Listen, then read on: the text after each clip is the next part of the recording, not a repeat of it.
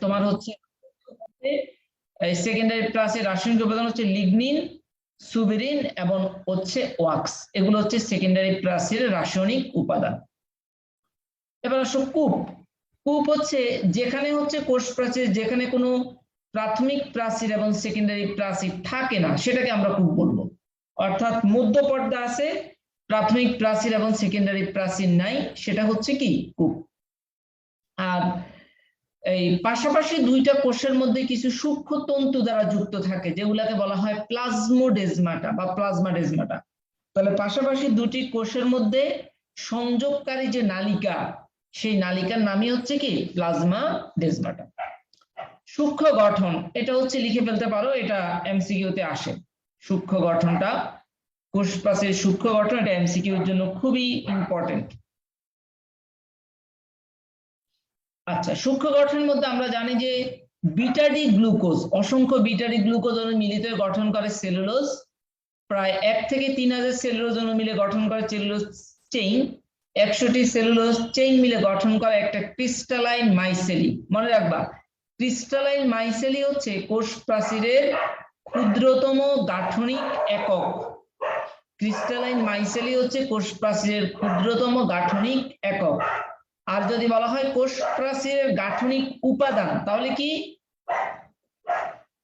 Cellulose. Cellulose হচ্ছে গাঠনিক উপাদান, আর ক্রিস্টালাইন মাইসেলি হচ্ছে কোষ প্রাচীরের ক্ষুদ্রতম গাঠনিক একক।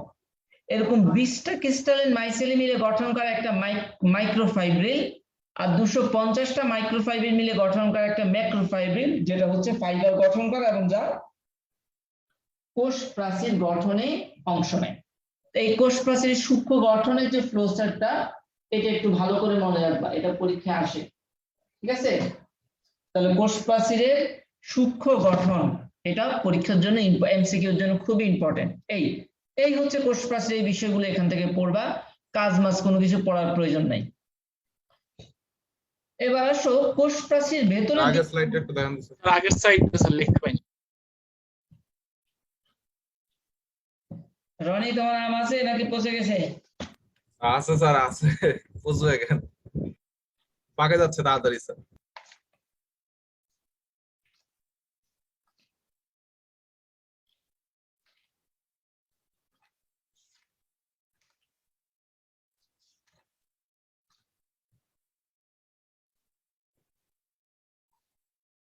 কালকে আসতে পারি? ASEAN sir.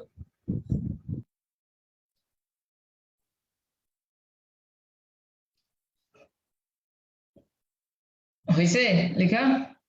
স্যার হয়ে গেছে। ওকে, তাহলে কোষ প্রাচীরের ক্ষেত্রে জাস্ট গঠনে মূলত হচ্ছে, এখানে মূলত যে বিষয়টা পড়বে সেটা হচ্ছে মানে মধ্যপর্দা, প্রাথমিক প্রাচীর এবং সেকেন্ডারি প্রাচীরের রাসায়নিক উপাদানগুলো কি কি, এটা একটু মনে রাখতে হবে। আর সূক্ষ্ম গঠন, এই দুইটা জিনিসই এখানে গুরুত্বপূর্ণ, আর বাকিগুলো খুব একটা গুরুত্বপূর্ণ না। ঠিক আছে? আচ্ছা, এবার আসো কোষ প্রাচীরের ভেতরের অংশটা আমরা জানি বলা হয় প্রোটোপ্লাস্ট। প্রোটোপ্লাস্টের দুইটা অংশ, একটা হচ্ছে প্লাজমা মেমব্রেন আর একটা হচ্ছে প্রোটোপ্লাজম। প্রথমে প্লাজমা মেমব্রেন। আমরা জানি যে প্লাজমা মেমব্রেন এটা হচ্ছে দ্বিস্তরী এবং এটা সজীব। প্লাজমা মেমব্রেন কি দ্বিস্তরী এবং হচ্ছে এটা সজীব একটা ঝিল্লি এবং বৈষম্য ভেদ্য, এই বিষয়টা অবশ্যই মনে রাখতে হবে। তাহলে প্লাজমা মেমব্রেন কয়েকটা বিষয়, একটা হচ্ছে সজীব, মৃত, এটা কি দ্বারা নির্ধারিত হয়? এটা হচ্ছে এটার জৈবিক কার্যাবলীর উপর, অর্থাৎ সজীব যে অংশটা সেখানে জৈবিক কার্যাবলী সংগঠিত হয়, আর যেটা মৃত সেখানে কোনো জৈবিক কার্যাবলী হয় না, সেখানে কোনো রাসায়নিক কোনো বিক্রিয়া বা কোনো রিয়েকশন বা বিপাক কোনো কার্যাবলী হয় না। বুঝতে পারছো? অর্থাৎ কোষ প্রাচীরে যে প্লাজমা মেমব্রেন, এটা হচ্ছে তোমার এনজাইম উৎপন্ন করে, হরমোন উৎপন্ন করে, সংশ্লেষে অংশ নেয়, কিন্তু কোষ প্রাচীর যেটা সেটা হচ্ছে কোনো এসব কোনো কিছুতে অংশ নেয় না, এই জন্য কোষ প্রাচীরটা মৃত। আর কোষ ঝিল্লিটা হচ্ছে সজীব। এবং কোষ ঝিল্লির প্রধান উপাদান হচ্ছে লিপিড এবং প্রোটিন। কোষ ঝিল্লির প্রধান উপাদান কি? লিপিড এবং প্রোটিন এবং বৈষম্যভেদ। তাহলে কয়েকটা পয়েন্ট কোষ ঝিল্লির মধ্যে, কয়েকটা পয়েন্ট। 1 নম্বর পয়েন্ট হচ্ছে দ্বিস্তরী, বৈষম্যভেদ্য, লিপিড ও প্রোটিন দ্বারা গঠিত। এই তো শেষ। আচ্ছা, এখন উদ্ভিদ এবং প্রাণী, উদ্ভিদ না প্রাণী কোষের ক্ষেত্রে কোষ ঝিল্লি থেকে এরকম কিছু অভিক্ষেপ তৈরি হয়, এগুলোর নাম কি? ভিলাই। হ্যাঁ, ভিলাই বা মাইক্রোভিলাস। এছাড়াও এরকম ভেতরে গহ্বরের ন্যায় গঠন তৈরি হয়, এগুলোর নাম পিনোসাইটিক ফোস্কা। তাহলে তার মানে হচ্ছে কোষ ঝিল্লি এটা হচ্ছে মাইক্রোভিলাস এবং পিনোসাইটিক ফোস্কা গঠন করে কোন কোষে? প্রাণী কোষে।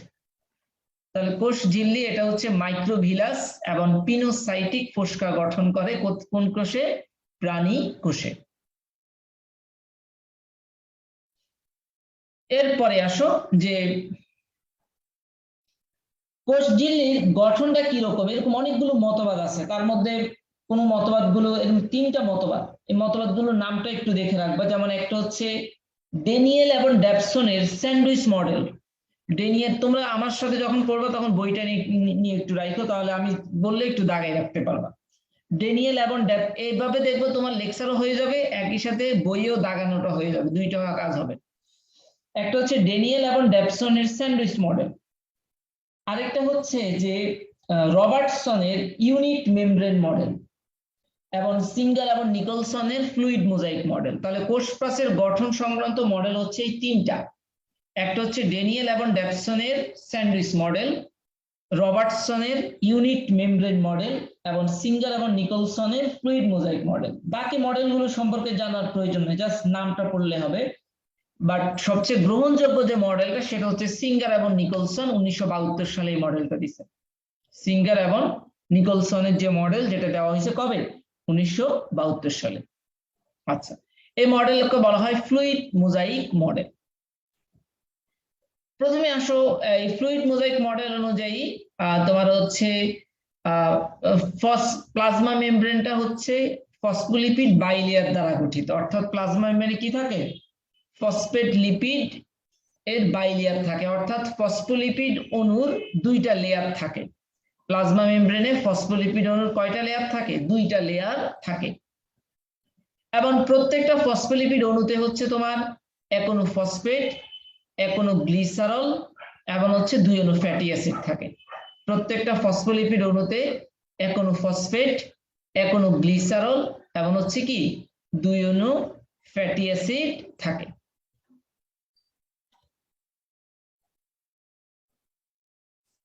তাহলে প্লাজমা মেমব্রেনে ফসফোলিপিডের কয়টা স্তর থাকে? 2টা স্তর। আর প্রত্যেকটা স্তরের যে ফসফোলিপিড অণু, সেখানে এক অণু ফসফেট, এক অণু গ্লিসারল এবং 2 অণু ফ্যাটি অ্যাসিড থাকে। এছাড়াও প্লাজমা মেমব্রেনে 3 ধরনের প্রোটিন থাকে: ইন্ট্রিগাল প্রোটিন, পেরিফেরাল প্রোটিন এবং লিপিড সম্পৃক্ত প্রোটিন। প্লাজমা মেমব্রেনে 3টা প্রোটিন থাকে: ইন্ট্রিগাল প্রোটিন, পেরিফেরাল প্রোটিন। নিচের কোন প্রোটিনগুলো প্লাজমা মেমব্রেনে পাওয়া যায়? ইন্ট্রিগাল, পেরিফেরাল এবং লিপিড সম্পৃক্ত।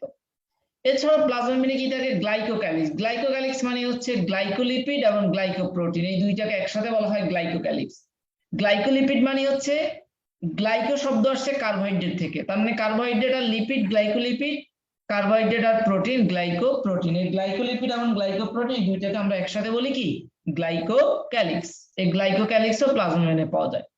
এছাড়াও কোলেস্টেরল পাওয়া যায়। কোলেস্টেরল হচ্ছে একটা লিপিড জাতীয় পদার্থ। কোলেস্টেরল এটা একটা লিপিড, এটাও প্লাজমা মেমব্রেনে পাওয়া যায়। তাহলে এখানে হচ্ছে প্লাজমা মেমব্রেনে কি কি থাকে? ফসফোলিপিড বাইলেয়ার থাকে, যেখানে ফসফোলিপিড অণু থাকে। ফসফোলিপিড অণুর মধ্যে ফসফেট, গ্লিসারল, ফ্যাটি অ্যাসিড থাকে। 3 ধরনের প্রোটিন থাকে: ইন্ট্রিগাল, পেরিফেরাল, লিপিড সম্পৃক্ত। গ্লাইকোলিপিডে হচ্ছে গ্লাইকোক্যালিক্স, আর কোলেস্টেরল এটা একটা লিপিড, এটাও প্লাজমা মেমব্রেনে থাকে। বলো। এখানে ফসফেট হেড বলতে কি স্যার ফসফেট পরমাণুকে বোঝানো হচ্ছে? হ্যাঁ, ফসফেট অণু। স্যার ফসফেট অণু P4। হুম।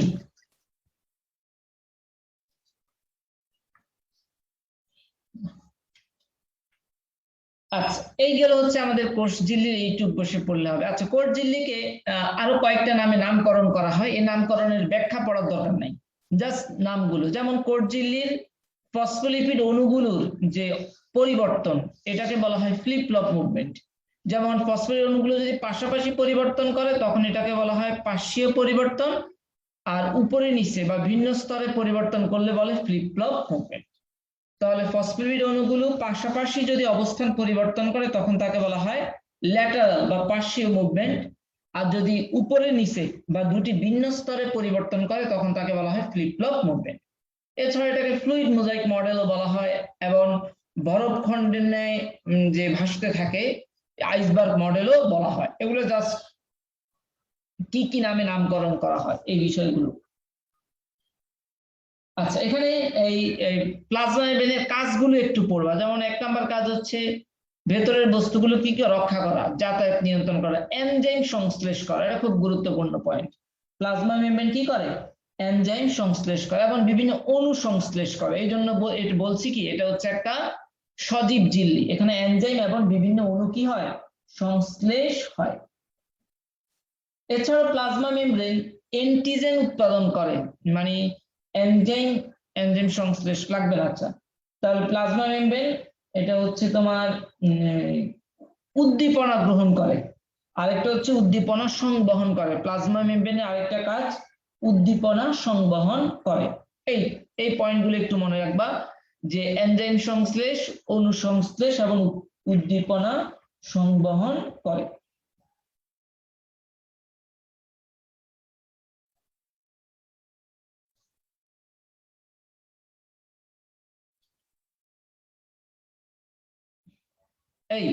এগুলো হচ্ছে তাহলে আমাদের প্লাজমা মেমব্রেন সম্পর্কে এই বিষয়গুলো একটু মাথায় রাখতে হবে।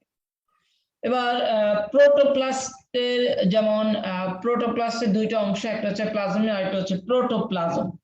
প্রথমে প্রোটোপ্লাজম সম্পর্কে কিছু কথা বলি, এগুলো বই থেকে একটু দাগাই নিতে পারো। যেমন প্রোটোপ্লাজম এটা হচ্ছে কলয়েডাল, স্বচ্ছ, কলয়েডাল এবং স্বচ্ছ, এই দুইটা পয়েন্ট মনে রাখবা। প্রোটোপ্লাজম কলয়েডাল এবং স্বচ্ছ। আর প্রোটোপ্লাজম হচ্ছে জীবনের ভৌত ভিত্তি। কারণ কি? প্রোটোপ্লাজমে পানি থাকে এবং জৈবিক কার্যাবলী হয়। প্রোটোপ্লাজম হচ্ছে কি জীবনের ভৌত ভিত্তি। কেন? কারণ প্রোটোপ্লাজমে পানি থাকে এবং হচ্ছে কি এটা হচ্ছে তোমার যে প্রোটোপ্লাজমে জৈবিক কার্যাবলী হয়।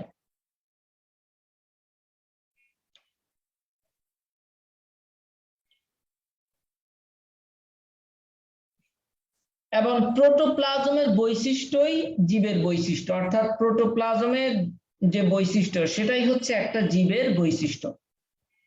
এগুলো বইতে আছে, একটু দেখে নিও। প্রোটোপ্লাজমের বৈশিষ্ট্যই জীবের বৈশিষ্ট্য, এই বিষয়গুলো একটু মাথায় রাখবে। এবার আসলে সাইটোপ্লাজম।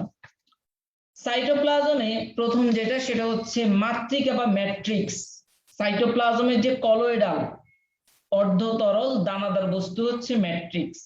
সাইটোপ্লাজমের কলয়েডাল যে দানাদার বস্তু সেগুলো হচ্ছে ম্যাট্রিক্স। এবং সাইটোপ্লাজমের কেন্দ্রস্থ যে কম ঘন অংশকে বলা হয় এন্ডোপ্লাজম। সাইটোপ্লাজমের কেন্দ্রের দিকে এই দানাদার বস্তুগুলো হালকা কম ঘন থাকে, এটাকে বলা হয় এন্ডোপ্লাজম। আর বাইরের দিকে অধিক ঘন থাকে, যেটাকে বলা হয় এক্টোপ্লাজম।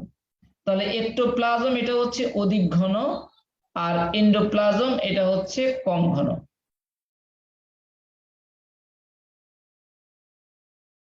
এক্টোপ্লাজম এটা হচ্ছে অধিক ঘন আর এন্ডোপ্লাজম হচ্ছে কম ঘন। তাহলে কেন্দ্রস্থ কম ঘনটা হচ্ছে এন্ডোপ্লাজম, বহিস্থ অধিক ঘনটা হচ্ছে এক্টোপ্লাজম।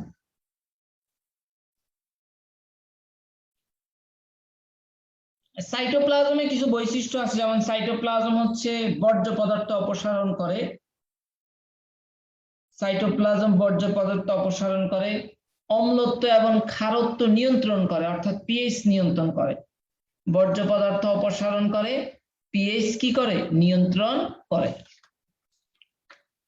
আচ্ছা, সাইটোপ্লাজমে কিছু তোমার হচ্ছে জড় বস্তু আছে, যেমন সাইটোপ্লাজমে এগুলোর নামটা একটু দেখবা বই থেকে, যে জড় বস্তু 3 ধরনের। একটা হচ্ছে সঞ্চিত, সঞ্চিত পদার্থ হিসেবে থাকে হচ্ছে তোমার কার্বোহাইড্রেট, প্রোটিন, লিপিড।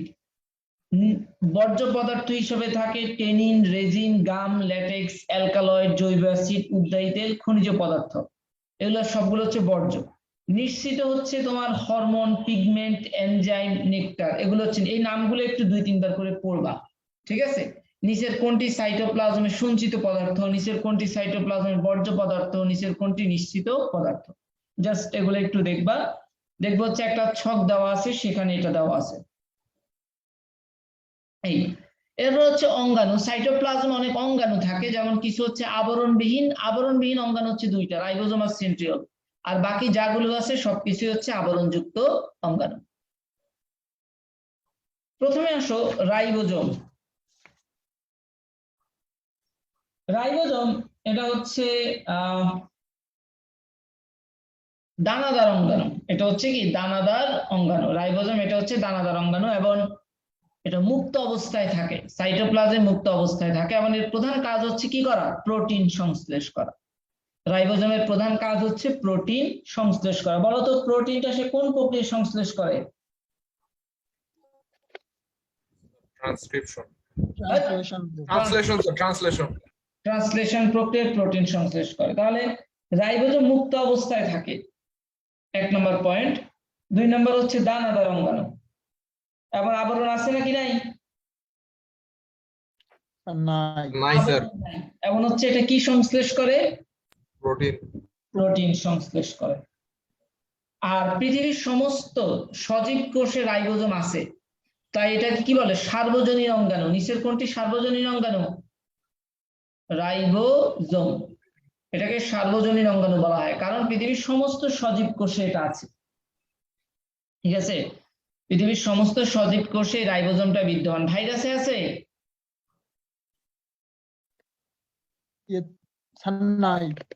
না স্যার। কেন নাই? তাহলে কি আমার কথাটা ভুল?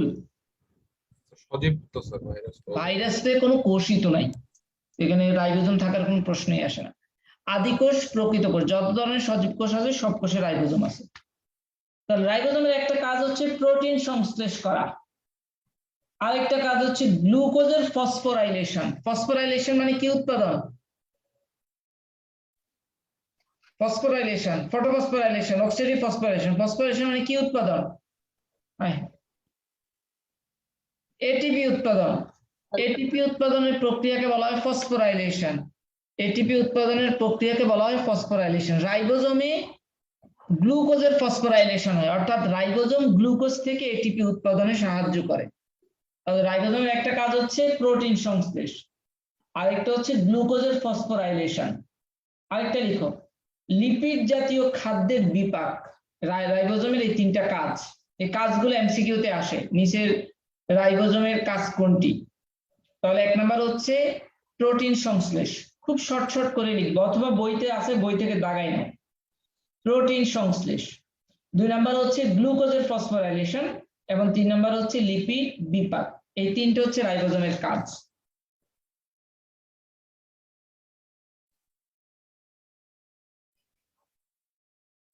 আচ্ছা, এবার আসো আকার এবং সেডিমেন্টেশন সহগের ভিত্তিতে রাইবোজোম 2 প্রকার, একটা হচ্ছে 70S আর একটা হচ্ছে 80S। 70S রাইবোজোম এটা পাওয়া যায় হচ্ছে কোথায় কোথায়? আদিকোষের সাইটোপ্লাজমে এবং মাইটোকন্ড্রিয়া ও ক্লোরোপ্লাস্টের ম্যাট্রিক্সে 70S রাইবোজোম থাকে। রাইবোজোমের 2টা প্রকার পাওয়া যায়। রাইবোজোমের কয়টা প্রকার পাওয়া যায়? 2টা। একটা হচ্ছে আদিকোষের সাইটোপ্লাজমে, আরেকটা হচ্ছে মাইটোকন্ড্রিয়া এবং ক্লোরোপ্লাস্টের ম্যাট্রিক্সে। খুব গুরুত্বপূর্ণ এমসিকিউ। আদিকোষের সাইটোপ্লাজমে, মাইটোকন্ড্রিয়া এবং ক্লোরোপ্লাস্টের ম্যাট্রিক্সে।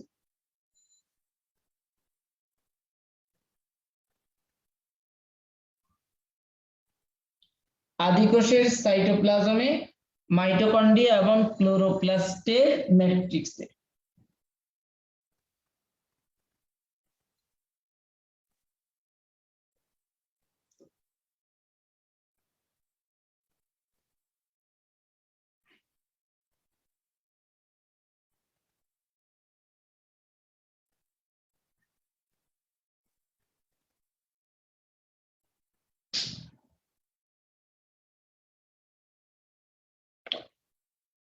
আর 80S রাইবোজোম পাওয়া যায় প্রকৃত কোষের সাইটোপ্লাজমে এবং অমসৃণ এন্ডোপ্লাজমিক রেটিকুলামে। আমি যে কথাগুলো কিছু বইতে পাবা না, ওগুলো হচ্ছে মুখে মুখে বলতেছি। প্রকৃত কোষের সাইটোপ্লাজমে এবং অমসৃণ এন্ডোপ্লাজমিক রেটিকুলামে।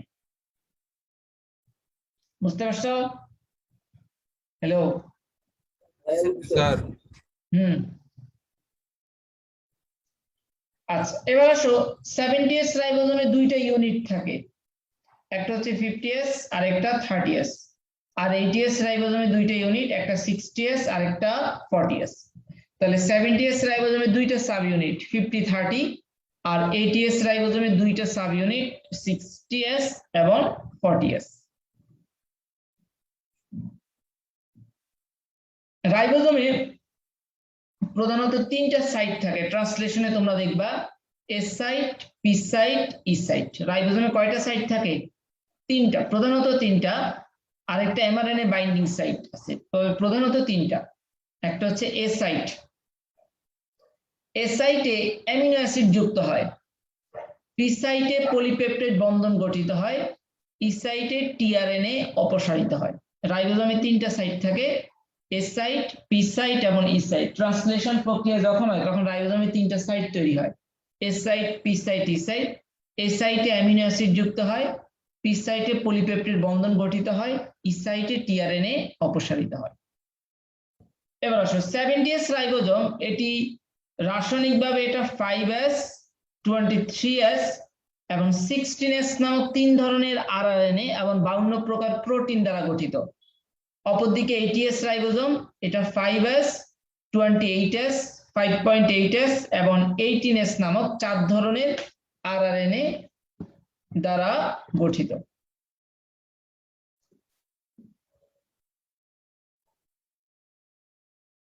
তাহলে 70s রাইবোজোম এটা 5s, 23s, 16s নামক তিন ধরনের আরআরএনএ এবং 52 প্রকারের প্রোটিন দ্বারা গঠিত। আর 80s রাইবোজোম এটা 5s, 5.8s, 28s এবং 18s নামক 4 ধরনের আরআরএনএ আর 80 প্রকারের প্রোটিন দ্বারা গঠিত। দেখো, এক একটা পেজ থেকে আমি সর্বোচ্চ 2 থেকে 3, 4 থেকে 5টা পয়েন্ট বলতেছি, কিন্তু এগুলা পড়লে ইনশাআল্লাহ হয়ে যাবে আশা করি। তাহলে এই গেল হচ্ছে রাইবোজোম। রাইবোজোমে তাহলে কি কি পড়তে হবে তো বুঝতে পারছো। রাইবোজোমে প্রধান যে পয়েন্ট বললাম সেগুলা, এর কাজ, তিনটা কাজ বললাম। 70s কই থাকে, 80s কই থাকে, 70s কি কি ইউনিট থাকে, 80s কি কি ইউনিট থাকে, রাইবোজোমের কি কি সাইট থাকে, আর 70s রাইবোজোমে কয় ধরনের আরআরএনএ, কত ধরনের প্রোটিন থাকে, 80s রাইবোজোমে কয় ধরনের প্রোটিন থাকে। এইভাবে হচ্ছে এমসিকিউর জন্য পড়তে হবে, সব পড়ার দরকার নাই। কিছু বলতেছো?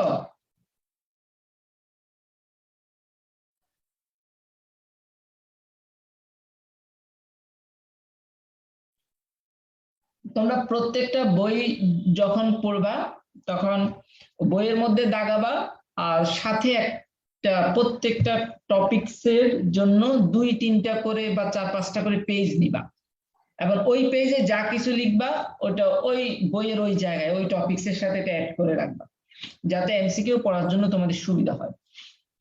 আচ্ছা, এবার আসো সেন্ট্রিওল। সেন্ট্রিওল এটাও কি একটা আবরণবিহীন অঙ্গাণু। সেন্ট্রিওল এটিও একটা আবরণবিহীন অঙ্গাণু। সেন্ট্রিওল এটা হচ্ছে স্বপ্রজনন ক্ষমতা সম্পন্ন। স্বপ্রজনন ক্ষমতা সম্পন্ন মানে কি? মানে এটা নিজে নিজে কি নতুন সেন্ট্রিওল তৈরি করতে পারে। ডিএনএ যেমন স্বপ্রজনন ক্ষমতা সম্পন্ন, একটা ডিএনএ থেকে নতুন ডিএনএ তৈরি হতে পারে। সেন্ট্রিওলও কি স্বপ্রজনন ক্ষমতা সম্পন্ন, এটা নতুন নতুন সেন্ট্রিওল কি করতে পারে, তৈরি করতে পারে।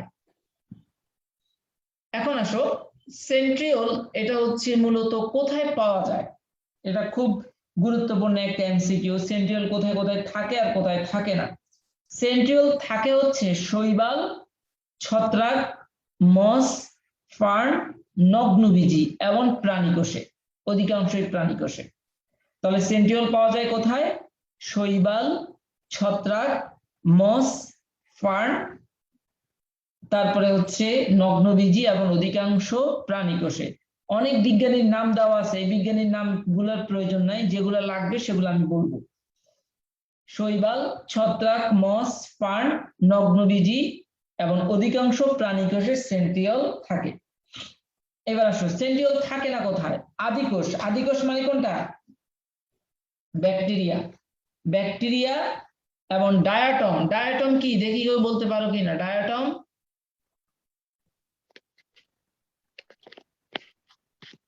একটা শৈবাল। এটা একটা শৈবাল কিন্তু আদিকোষী শৈবাল। ঠিক আছে, এটা একটা শৈবাল কিন্তু আদিকোষী শৈবাল। তাহলে ডায়াটম আদিকোষ ব্যাকটেরিয়া, আদিকোষ ডায়াটম ইস্ট এবং আবৃতবীজী উদ্ভিদের সেন্ট্রিওল থাকে না। তাহলে সেন্ট্রিওল কোথায় থাকে না?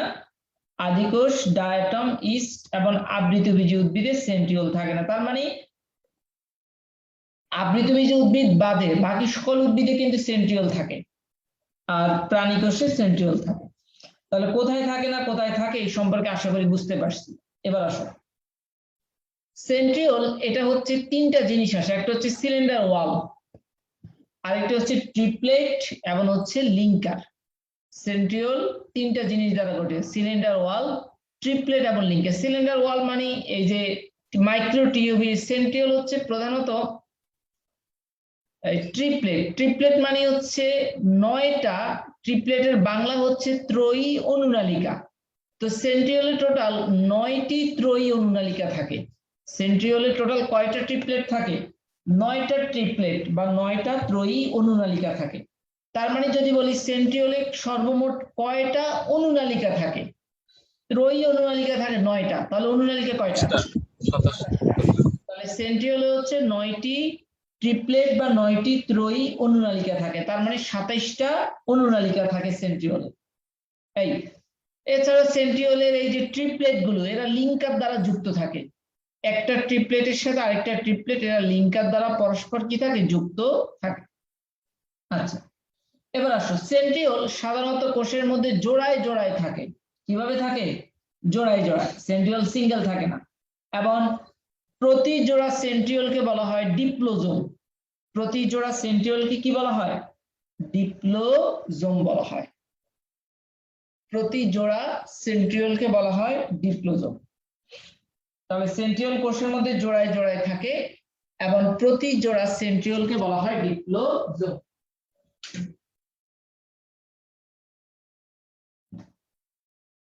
এরপর আসো যে সেন্ট্রিওলের বাইরের দিকে যে তরল এটাকে বলা হয় সেন্টোস্পিয়ার।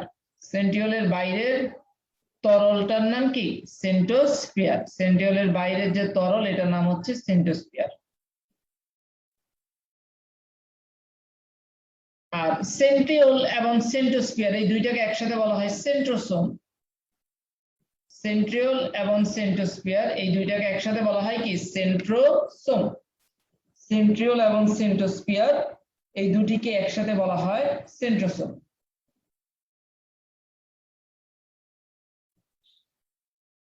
সেন্ট্রিওল এবং সেন্টোস্পিয়ার এই দুটিকে একসাথে বলা হয় সেন্ট্রোসোম। এই গেল হচ্ছে সেন্ট্রিওলের যে বিষয়গুলো জানা দরকার, এগুলো এর বেশি কিছু লাগবে না। এবার আসো, সেন্ট্রিওলে হচ্ছে কোনো আবরণ থাকে না বা ডিএনএ এবং আরএনএও থাকে না। সেন্ট্রিওলে কি থাকে না? কোনো ডিএনএ আরএনএ থাকে না এবং এটি প্রোটিন, লিপিড এবং এটিপি দ্বারা গঠিত। যদি বলে সেন্ট্রিওলের রাসায়নিক উপাদান কি কি? প্রোটিন, লিপিড এবং এটিপি, এই তিনটা মূলত হচ্ছে সেন্ট্রিওলে থাকে। সেন্ট্রিওলের কাজ, এটা পরীক্ষায় খুব আসে, এমসিকিউ কোশ্চেন এটা খুব আসে। সেন্ট্রিওল 1 নম্বর কাজ হচ্ছে কোষ বিভাজনের সময় কি তৈরি করা? মাকু তৈরি করা। তারপরে হচ্ছে সিলিয়া এবং ফ্লাজেলা সৃষ্টি করা, সিলিয়া এবং ফ্লাজেলা সৃষ্টি করা এবং শুক্রাণু লেজ গঠন করা। এই তিনটা কাজ খুব ভালো করে মনে রাখবা। কোষ বিভাজনের সময় মাকুতন্তু গঠন করা, সিলিয়া এবং ফ্লাজেলা সৃষ্টি করা। কোষ বিভাজনের সময় মাকুতন্তু গঠন করা, সিলিয়া এবং ফ্লাজেলা সৃষ্টি করা এবং শুক্রাণুর লেজ গঠন করা, এই তিনটা হচ্ছে সেন্ট্রিওলের কাজ।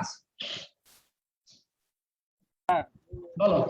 একটা টপিক পড়ছিলাম যে প্রাণী কোষের স্নায়ু কোষগুলোতে সেন্ট্রিওল থাকে না, তাই এরা বিভাজিত হতে পারে না। সেন্ট্রিওল না থাকলে কি কোষ বিভাজিত হতে পারে না? কে বলছে এটা?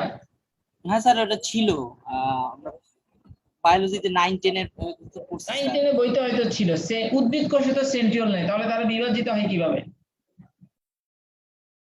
স্যার সেটাই তো, কিন্তু ওইখানে এভাবে লেখা ছিল যে বিভাজনের জন্য সেন্ট্রিওল থাকা বাধ্যতামূলক না, বিভাজনের জন্য মাইক্রোটিউবিউলস থাকাটাই হচ্ছে বাধ্যতামূলক। উদ্ভিদ কোষের ক্ষেত্রে মাইক্রোটিউবিউলস থাকে যারা মাকুতন্তু গঠন করে বিভাজনে অংশ নেয়। আর প্রাণীকোষে মাইক্রোটিউবিউলস গুলো সেন্ট্রিওল গঠন করে, অর্থাৎ প্রাণীকোষে মাইক্রোটিউবিউলস গুলো একটা সেন্ট্রিওল গঠন করে অবস্থান করে, আর উদ্ভিদ কোষে তারা কোনো সেন্ট্রিওল গঠন করে না। সেন্ট্রিওল থাকার সাথে বিভাজনের সম্পর্ক না, বিভাজনের সম্পর্ক হচ্ছে ওই কোষের যে যে কোষ চক্র, সামনে তোমরা পড়বা যে ওই কোষটা বিভাজিত হবে কি হবে না, এটা তো কোষ চক্রটা হয়, অর্থাৎ তার ইন্টারফেস পর্যায়ে এসে অবস্থান করে, সে বিভাজিত হয় না, এটা তার ইন্টারফেসের উপর ডিপেন্ড করে। যদি সে বিভাজনে অংশগ্রহণ করতে চায় তাহলে সে বিভাজিত হতে পারবে, কিন্তু হচ্ছে ওই কোষের মধ্যে তার জেনেটিক যে মেকানিজমটা সেটা ওইভাবেই সেট করা যে ওই কোষটা বিভাজিত হবে না। এই আচ্ছা, তাহলে সেন্ট্রিওলের এই তিনটা কাজ মনে রাখবে, একটা হচ্ছে মাকুতন্তু, শুক্রাণুর লেজ এবং সিলিয়া এবং ফ্লাজেলা সৃষ্টি করা। বুঝতে পারছেন? জি স্যার। আচ্ছা, এই গেল তাহলে সেন্ট্রিওল। এবার আসো গলগি বডি। গলগি বডি এটা দ্বিস্তরী আবরণ বিশিষ্ট অঙ্গাণু। কয় স্তরী আবরণ?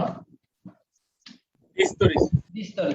গলগি বডি এটা হচ্ছে দ্বিস্তরী আবরণ বিশিষ্ট অঙ্গাণু, এবং এটা হচ্ছে ল্যামিলিন ন্যায় বা নালিকার ন্যায়, ল্যামিলি বা নালিকার ন্যায়। এই পয়েন্টগুলো শুধু মনে রাখবা, বইতে অনেক পয়েন্ট দেওয়া, সব পয়েন্ট মনে রাখার দরকার। যেমন বইতে আছে দেখবা আবদ্ধ, নালিকা, ফোস্কা, চৌবাচ্চা, এত কিছু মনে রাখার দরকার নেই, জাস্ট দ্বিস্তরী আবরণ, নালিকা বা ল্যামিলিন ন্যায়, শেষ। দ্বিস্তরী আবরণ, নালিকা বা ল্যামিলির ন্যায়। গলগি বডি এর আরো কয়েকটা নাম আছে, যেমন কি কি নাম দেখো, ডিকটায়োজোম, এটা একটু মনে রাখবা। গলগি বডির নাম ডিকটায়োজোম, ইডিওজোম এবং লাইপোকন্ডিয়া, এই তিনটা হচ্ছে গলগি বডির নাম, ডিকটায়োজোম, ইডিওজোম এবং লাইপোকন্ডিয়া। গলগি বডিকে আরো কয়েকটা নামে নামকরণ করা হয়, যেমন traffic police of the cell, অনেক সময় আসতে পারে। নিচের কোনটিকে কোষের ট্রাফিক পুলিশ বলা হয়? কাকে? গলগি বডিকে। কার্বোহাইড্রেট ফ্যাক্টরি, নিচের কোনটিকে কার্বোহাইড্রেট ফ্যাক্টরি বলা হয়? গলগি বডিকে। কেন ফ্যাক্টরি বলে? কার্বোহাইড্রেট উৎপন্ন করে নাকি সংশ্লেষ করে? সংশ্লেষ আর উৎপন্ন হওয়ার সাথে পার্থক্য কি? স্যার একই, স্যার সঞ্চয় করে। একই হইলো, সংশ্লেষ আর উৎপন্ন হওয়া একই, তাহলে একই তো বলতে পারতো। সংশ্লেষ শব্দটা দেওয়ার মানে কি? সংশ্লেষ মানে কি স্যার তৈরি করা না? পিঠা বানাইতে পারো? বানাইছো কখনো? সংশ্লেষ তো মানে ওই যে বিভিন্ন উপাদান নিয়ে তারপর তৈরি করা। আচ্ছা, রুটি বানাইছো কখনো? রুটি জি স্যার, বানাইছি। বানাইছো? স্যার মানচিত্র হয়। আচ্ছা, যাই হোক, মানচিত্র হোক আর যে চিত্রই হোক, তো এই রুটি বানানোর জন্য যে গমের গুঁড়া, এটা কোত্থেকে আসে? গম থেকে, তাই তো? ভুট্টা, গম, এখান থেকে। তো এই যে ভুট্টা বা গম, এগুলা যে প্রক্রিয়ায় এটা প্রোডাকশন হয়, এটা হচ্ছে উৎপাদন। আর এই গমের গুঁড়া দিয়ে বা ভুট্টার গুঁড়া দিয়ে তুমি যে রুটি বানাও, এটা হচ্ছে সংশ্লেষ। আর একটু সহজ করি, যেমন উদ্ভিদ সালোক সংশ্লেষণ প্রক্রিয়ায় গ্লুকোজ উৎপন্ন করে। এখন গ্লুকোজ উৎপন্ন হওয়ার কাঁচামাল কি বলো তো দেখি? কার্বন ডাইঅক্সাইড, কিছু এনজাইম, লাইট, এটা। এখন বলো, এই কার্বন ডাইঅক্সাইডের সাথে গ্লুকোজের রাসায়নিক কোনো মিল আছে? একটা গ্যাসীয় পদার্থ, আরেকটা কি লিকুইড বা সলিড পদার্থ, দুইটা আলাদা। এবং এদের কেমিক্যাল স্ট্রাকচারও অনেক পার্থক্য, তার মানে রাসায়নিকগতভাবে মিল নেই, বাট অনেকগুলো গ্লুকোজ মিলে স্টার্চ হয় বা সেলুলোজ হয়। এখন বলো, গ্লুকোজ ও কার্বোহাইড্রেট, স্টার্চ, সেলুলোজ ও কার্বোহাইড্রেট, এর মধ্যে রাসায়নিক মিল আছে নাকি নাই?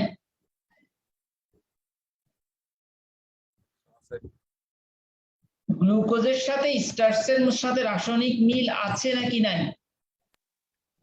স্যার আছে। অবশ্যই আছে। গ্লুকোজ হচ্ছে সিম্পল আর স্টার্চটা হচ্ছে কি কমপ্লেক্স। যেমন প্রোটিন, প্রোটিনের মধ্যে অসংখ্য অ্যামিনো অ্যাসিড মিলে প্রোটিন, আর যখন একটা থাকে তখন সেটাকে আমরা কি বলি? Amino acid. এই অসংখ্য অ্যামিনো অ্যাসিড মিলে যখন প্রোটিন হয়, এটা হচ্ছে সংশ্লেষ। অসংখ্য গ্লুকোজ মিলে যখন স্টার্চ হয়, এটা হচ্ছে সংশ্লেষ। বাট অ্যামিনো অ্যাসিড যে উপায়ে তৈরি হয় বা গ্লুকোজ যে উপায়ে তৈরি হয়, এটা হচ্ছে উৎপাদন। বুঝতে পারছেন? তাহলে গ্লুকোজ উৎপাদন করে কে বা কার্বোহাইড্রেট উৎপাদন করে কে? কোষের কোন অঙ্গাণু কার্বোহাইড্রেট উৎপাদন করে? উৎপাদন করে কে? কি বুঝাইলাম এতক্ষণ আমি? ক্লোরোপ্লাস্ট না স্যার? ক্লোরোপ্লাস্ট উৎপাদন করে হচ্ছে ক্লোরোপ্লাস্ট। আর সংশ্লেষ করে কে? Golgi body. Golgi body. এবার বুঝতে পারছো? অর্থাৎ গলগি বডি গ্লুকোজ থেকে তোমার তোমার স্টার্চ তৈরি করে বা সেলুলোজ তৈরি করে বা গ্লাইকোজেন তৈরি, এটা হচ্ছে সংশ্লেষ। তবে এই জন্য গলগি বডি কার্বোহাইড্রেট এবং গলগি বডির এই যে অনিয়তকার বিন্যাস, অর্থাৎ গলগি বডির যে বস্তুগুলো এগুলার অনিয়তকার বিন্যাসকে বলা হয় ট্রান্স গলগি নেটওয়ার্ক। এই পয়েন্টগুলো একটু মনে রাখো। তাহলে গলগি বডির ট্রাফিক পুলিশ বলা হয়, কার্বোহাইড্রেট ফ্যাক্টরি বলা হয়, এবং গলগি বডির যে বিন্যাস সেটাকে বলা হয় কি trans Golgi network. Sir traffic police বলার কি স্যার কোনো কারণ আছে? কারণ লাগবে না, অনেক কারণ আছে। কারণ গলগি বডি কোষের কেন্দ্রীয় বস্তুকে কোষের বাইরে নিয়ে যায়, কোষের কেন্দ্রীয় বস্তুকে কোষের বাইরে নিয়ে যায়, এটাকে জন্য বলা হয় ট্রাফিক পুলিশ। কেন্দ্র থেকে কোনো বস্তুকে বাইরে নিয়ে যায়, অর্থাৎ কোষের কেন্দ্র থেকে কোনো বস্তু যদি কোষের বাইরে যায় তাহলে সেটা গলগি বডির মাধ্যমে যায়। গলগি বডির মধ্যে কি কি আছে? গলগি বডি উৎপন্ন হয় কোত্থেকে? মসৃণ এন্ডোপ্লাজমিক রেটিকুলাম থেকে গলগি বডির উৎপত্তি ঘটে। কোত্থেকে উৎপত্তি ঘটে? মসৃণ এন্ডোপ্লাজমিক রেটিকুলাম থেকে গলগি বডির উৎপত্তি ঘটে। তাহলে গলগি বডি হচ্ছে মসৃণ এন্ডোপ্লাজমিক রেটিকুলাম থেকে গলগি বডির উৎপত্তি ঘটে।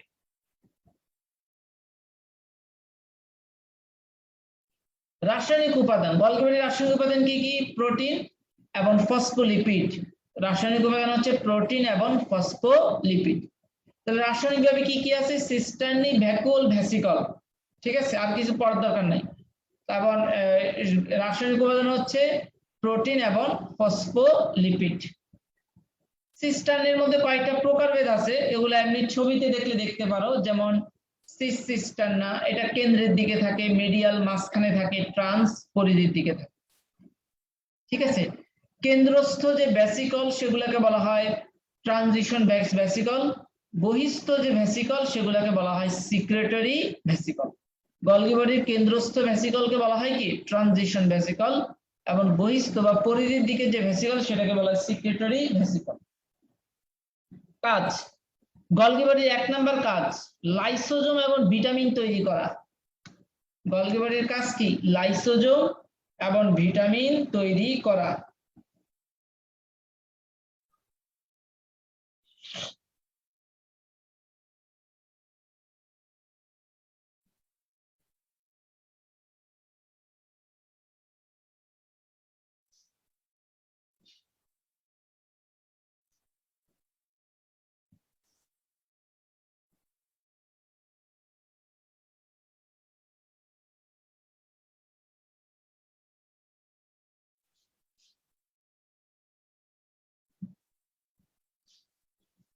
লাইসোম এবং ভিটামিন তৈরি করা। তারপরে হচ্ছে অপ্রোটিন। অপ্রোটিন মানে হচ্ছে কি প্রোটিন ছাড়া বাকি জিনিস সংশ্লেষ করা। আচ্ছা, সেল কোষ প্রাচীর পড়ানোর সময় পড়েছি। গলগি বডি কি গঠনে অংশ নেয়? কোষ প্লেট। গলগি বডি কোষ প্লেট গঠনে অংশ নেয়।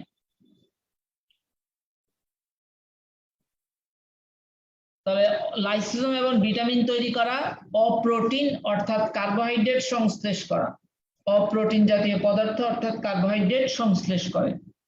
এছাড়াও কোষ বিভাজনের সময় কোষ প্লেট গঠন করে। কোষ প্লেট গঠনের সময় গলগি বডি থেকে কোন জিনিসটা অংশ নেয়? সিস্টার্নি, ভ্যাকুয়াল না ভ্যাসিকল? ভ্যাসিকল।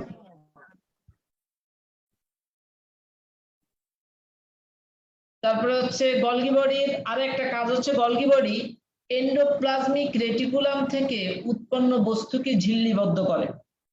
এন্ডোপ্লাজমিক রেটিকুলাম থেকে উৎপন্ন বস্তুকে কি করে? ঝিল্লিবদ্ধ করে। গলগি বডি এন্ডোপ্লাজমিক রেটিকুলাম থেকে উৎপন্ন বস্তুকে ঝিল্লিবদ্ধ করে। এই হচ্ছে আমাদের তাহলে শেষ গলগি বডি। এইভাবে পড়ো, একটু বুঝে বুঝে ছবিগুলো পড়ো, তাহলে দেখবা পড়া অনেক কমে যাবে, অনেক কম সময়ে দেখবা ভালো প্রিপারেশন নিতে পারবা ইনশাআল্লাহ। স্যার কাজের আগে যেন একটু কি বলছিলেন? হ্যাঁ শুনতে পেলাম স্যার, কাজের আগে যেন কি বলছিলেন একটু? কাজে লাগে কি কইছি ভুলে গেছি, বলো। কি কইছি? প্রকারভেদ বলছিলেন যে সিস্টার্নি। সিস্টার্নির কয়েকটা প্রকারভেদ আছে, যেমন সিস্টার্নি, এগুলা ছবিতে জাস্ট এমনি দাগাই রাখবে, এগুলা পড়ার দরকার নেই। ছবিটা দেখে যেমন সিস সিস্টার্না, ট্রান্স সিস্টার্না, মিডিয়াল সিস্টার্না, এগুলো একটু দেখবা। তাহলে আজকে এই পর্যন্তই থাক। এইটাও একটু ভালো করে পড়ো।